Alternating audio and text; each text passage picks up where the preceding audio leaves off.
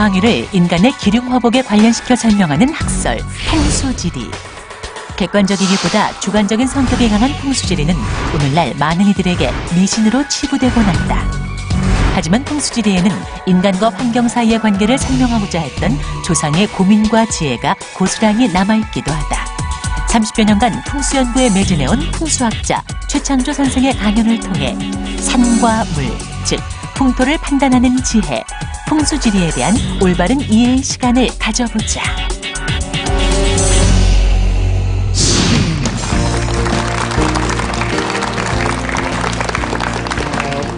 풍수 강의를 맡게 될 최창조입니다. 반갑습니다. 인간의 삶은 대단히 부조리하고 모순덩어리고 예측도 불가능합니다. 그리고 사람의 삶의 가장 기본이 되는 하늘, 땅, 우리를 흔히 삼재라고 얘기합니다만 이것 역시도 마찬가지로 불가능하고 모순덩어리고 그리고 예측도 불가능하고 이런 것들이죠.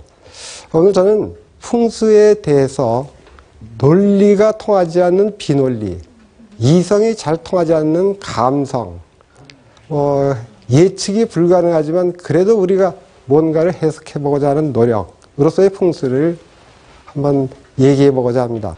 이제 첫 번째 강의를 시작하도록 하겠습니다.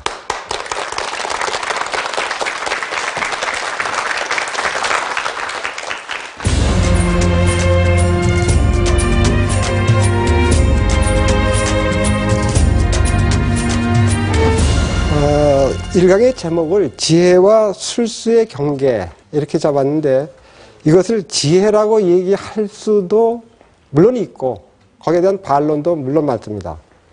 또 반면에 이제 지혜일 수도 있고 아닐 수도 있고 모호하죠. 그래서 경계라는 표현을 썼던 겁니다. 지금 우선 사람, 풍수에서는 언제나 사람이 가장 중요하니까요.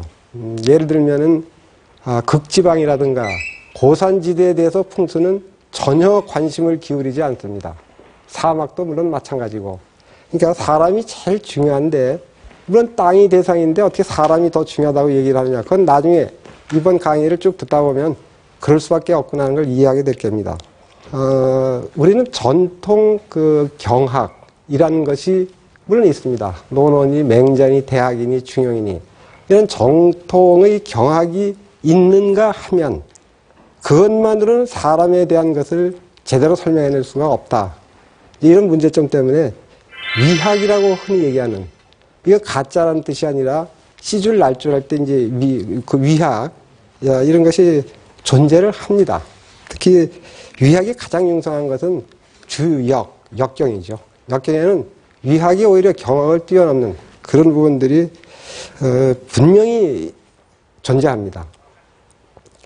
우선 우리가 제일 먼저 중시하고 바로잡고 나가야 될 것은 이 강의의 전반적인 기조를 이루는 것은 풍수는 좋은 땅 찾아가지고 명당 찾아서 덕 좀 보자, 조상의 음덕 좀 보자 하는 것이 주 목적은 아닙니다.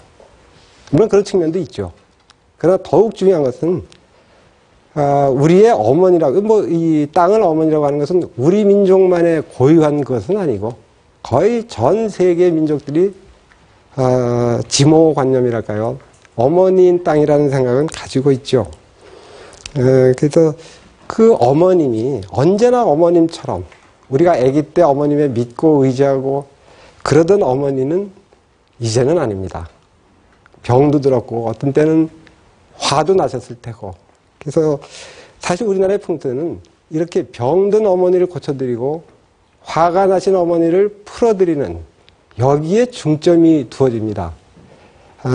우리나라 절터를 보면 다들 대단한 명당이라고 저도 물론 명당이라고 생각합니다만 정말 명당이냐에 대해서는 객관적으로는 문제가 많습니다.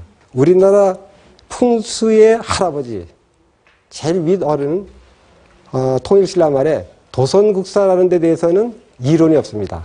고등학교 교과서, 국사교과서에 그렇게 나와 있을 정도로 정설인데 그분이 기록상에 약 1000여 군데의 절터를 잡았는데 물론 과장일 겁니다.